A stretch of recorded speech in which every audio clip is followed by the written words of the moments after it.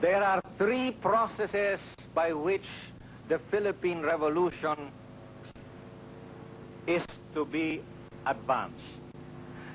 These include the building of the Communist Party of the Philippines,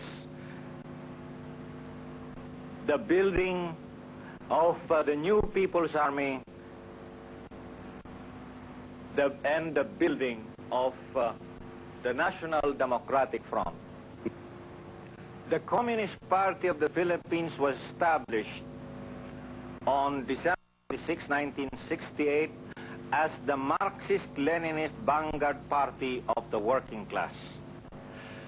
This party is supposed to be the standard bearer of the working class, which is that class that is the most progressive, productive, and political force in the Philippines.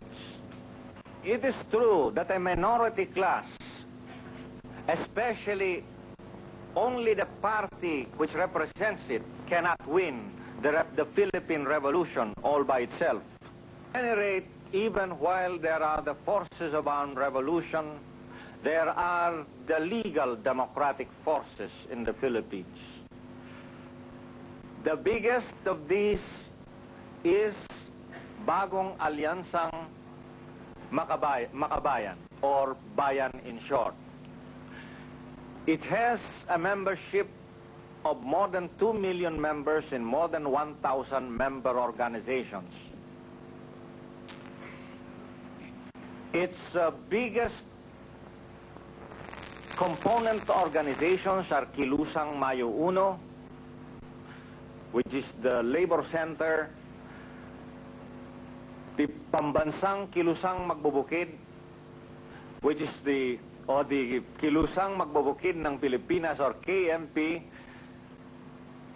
Gabriela, the Women's Alliance, League of Filipino Students, Alliance of Concerned Teachers,